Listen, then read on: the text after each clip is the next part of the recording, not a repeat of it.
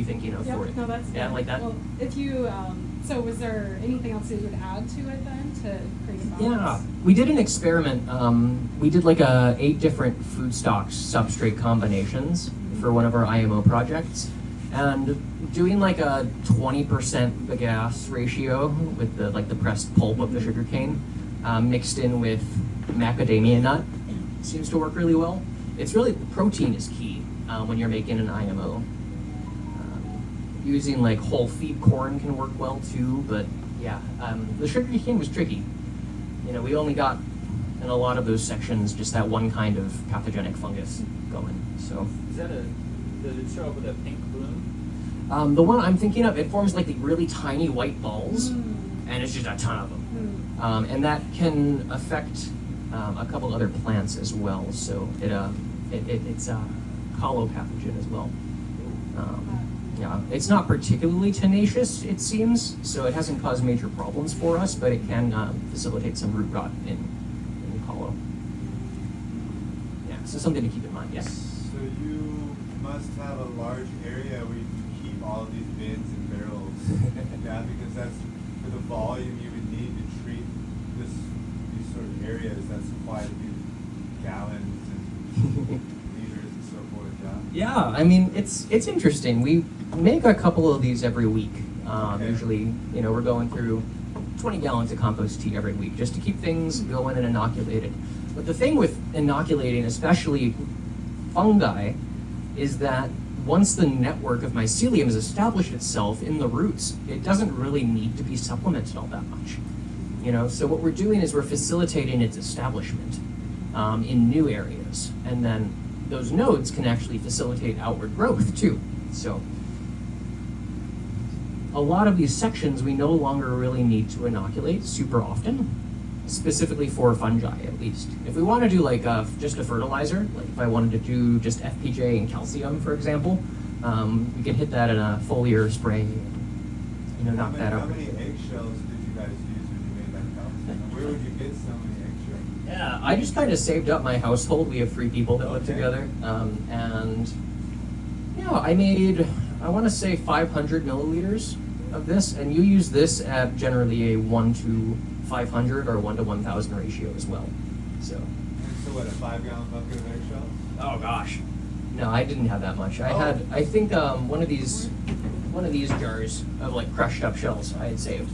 Okay. So probably like 5 dozen, 6 dozen. That's a much smaller volume than I'd imagined. Yeah. So that's good. A lot of these amendments really go farther than you would expect, which is one of the most exciting things about it.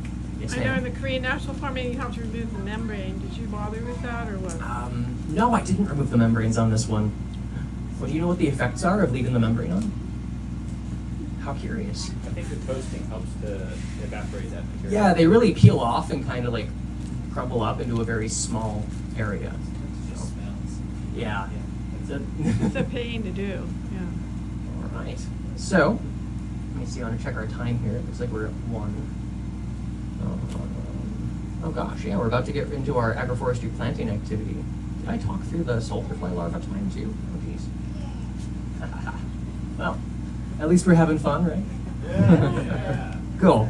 All right, well, yeah, so if we're gonna make a demo batch, I already have a batch of compost tea in here brewing, so I'm on the fence about how to show you what that's gonna look like since it's already full, but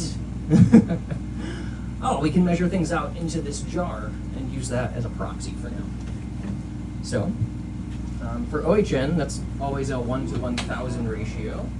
You can do even less if it's an older brew. This one is about 2 years old. I made it when I just started learning about Korean natural farming techniques. So we'll do just a little bit of that.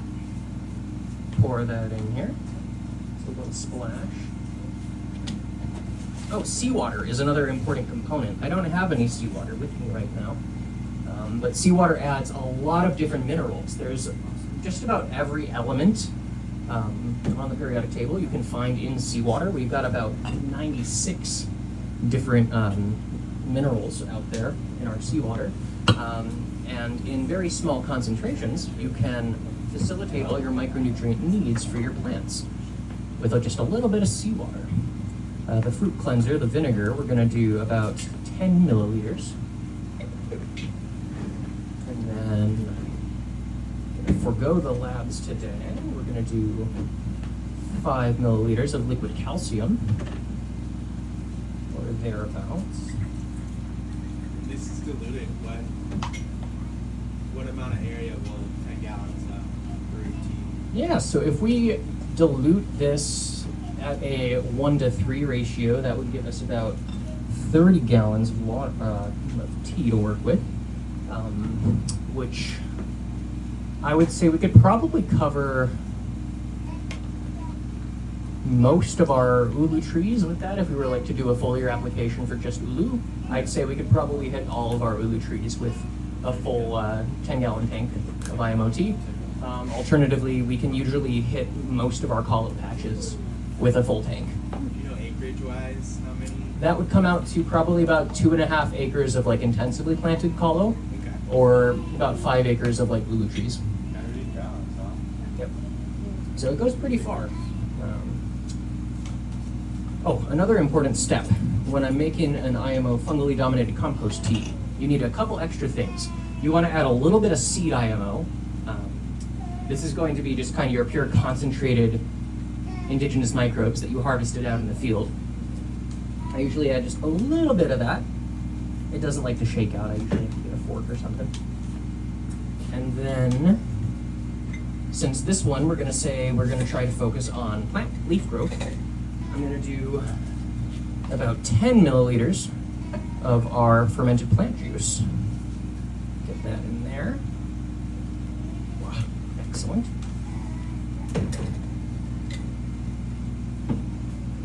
Now on top of that, I'm going to add just a little bit of humic acid, about 2.5 milliliters of that. It's very concentrated. And finally, what's my freaking the seed item on this? I gotta mix that. I'm going to take this bit of coconut if I can. Oh, aha, got one. Excellent. Ooh, multitasking today. I hope you all are enjoying yourselves here at the OK Farms Agri-Forest event. Yeah. Yay! Oh, that makes me so happy. Yeah, it's been a labor of love on behalf of a whole lot of folks today, so really glad you could make it out to celebrate with us.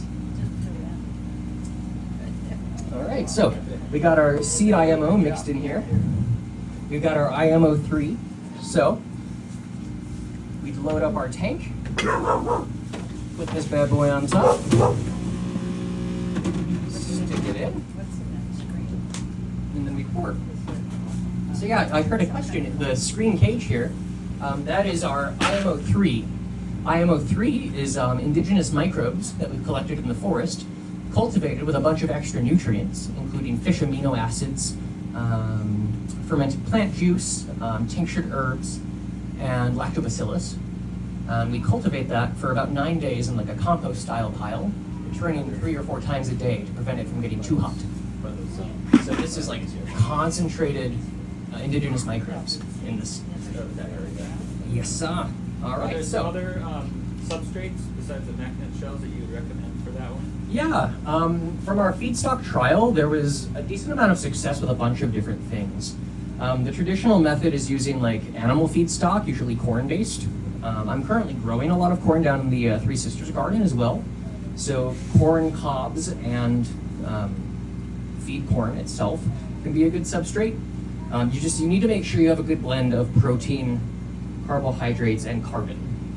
That's why I like the mix of macnut shells and husks, along with like a little bit of extra nut, like the meat, because you get all what you need. Another KNF method is utilizing dog food, of all things. You can mix a bag of old dog food with some wood chips for the carbon, and that combination of carbs, proteins, and carbon also works well from what I've heard. I've never used dog food because we try to keep everything pretty vegan out here. I guess we do use fish amino acids periodically. But, Aina, yeah. yeah. That's a good big island method because maybe people have bad dog food or old dog food and don't throw them out. Right, exactly. Make some IMO with that. Yeah. Yeah. It's interesting. It got What other feedstocks? We tried coconut core.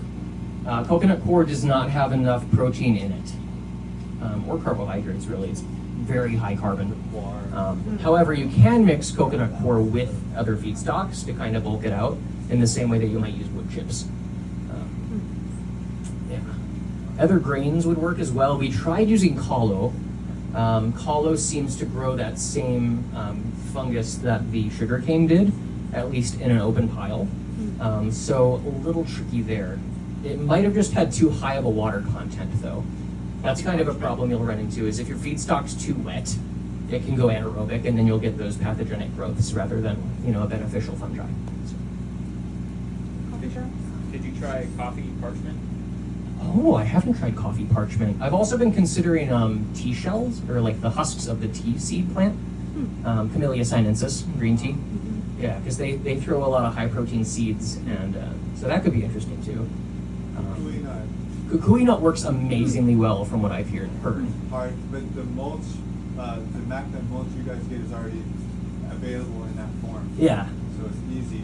Yeah, it's easy for us to use the MacNut because it's here. We partner, one of our Olson Trust farms is Hamakua MacNut, so they're constantly dropping stuff that we can use. So we're very fortunate in that regard.